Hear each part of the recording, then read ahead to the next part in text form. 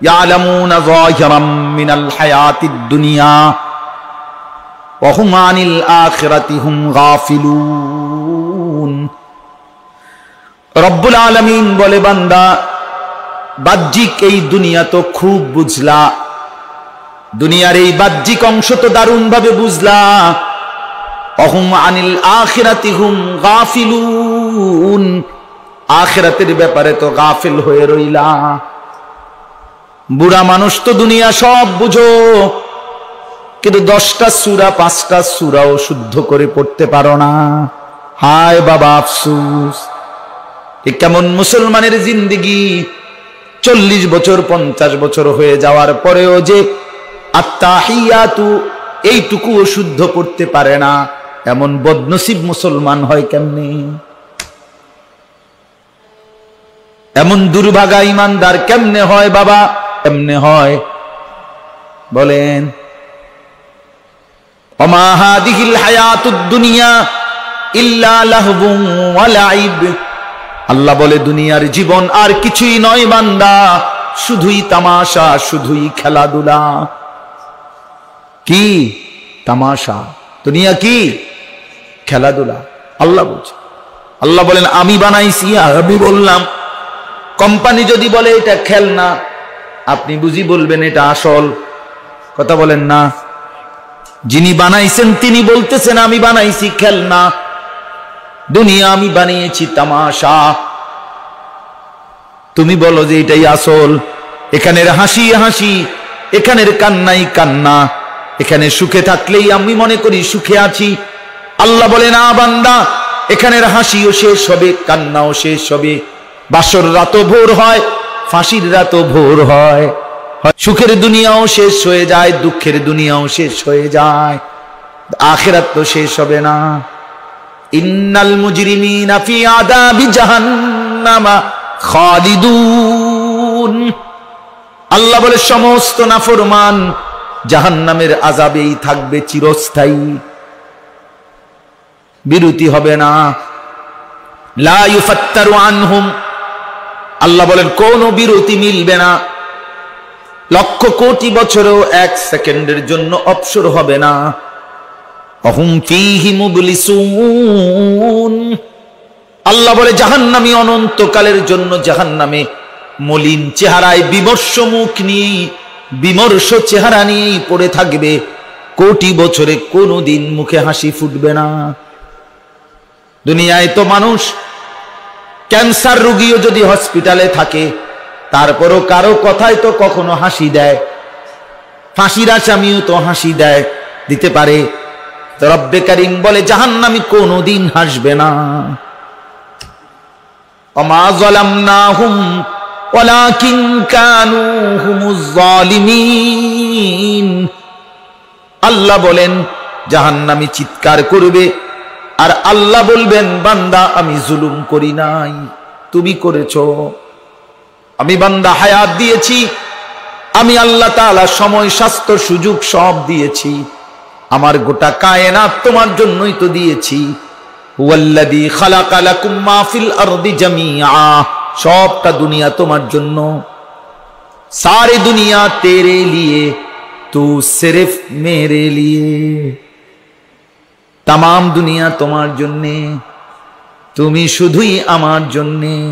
কথা তো ছিল এই, তুমি তো পাত্তা দিলা না। ওমা যালামনাহুম, আমি আল্লাহ জুলুম করি নাই। ওয়ালাকিন কানু হুমুজ জালিমিন, নিজেরাই নিজেদের উপরে জুলুম করেছো। ওয়ানাদাউ ইয়া মালিকু লিয়াকদি আলাইনা রাব্বুক। জাহান্নামী চিৎকার করতে করতে ফেরেশতাকে ডাকবে। জাহান্নামের প্রধান ফেরেশতার নাম হচ্ছে মালিক। ওই ফেরেশতাকে ডেকে বলবে ইয়া মালিক লিয়াকদি আলাইনা রাব্বুক, আল্লাহরে বলো না আমারে এমন শাস্তি না দিয়ে মৃত্যু দিয়ে দিতে, আমি যে আর পারছি না। জাহান্নামের আগুনে তো আর সইতে পারছি না রে মালিক, বলো না আল্লাহকে আমারে মৃত্যু দিয়ে শেষ করে দিতে। ক্বালা ইন্নাকুম মাকিসুন, জাহান্নামের ফেরেশতা বলবে না, এভাবেই তোমাকে অনন্তকাল থাকতে হবে, আর কোনোদিন মৃত্যু চাইলেও হবে না, আর কোনোদিন মৃত্যুও হবে না। লা ইউকদা আলাইহিম ফায়ামুতু, আল্লাহ বলে জাহান্নামে কোনোদিন মৃত্যুর কোনো ফয়সালা হবে না। আফামা নাহনু বিমাইয়িতিন, কোরআনে আল্লাহ বলে জান্নাতি বান্দা জাহান্নামীকে ডাক দিয়ে বলবে, দোস্ত আর কোনোদিন তোমার কিংবা আমার কারো মৃত্যু হবে না। অতএব তোমার সুখের আমার সুখের যেমন শেষ নাই, তোমার দুঃখেরও আর কোনোদিন শেষ নাই। তুমিও খালিদিনা ফিহা, আমিও খালিদিনা ফিহা, আমিও জান্নাতে চিরস্থায়ী, তুমিও জাহান্নামে চিরস্থায়ী। আল্লাহ আমাদেরকে মাফ করে দেয়।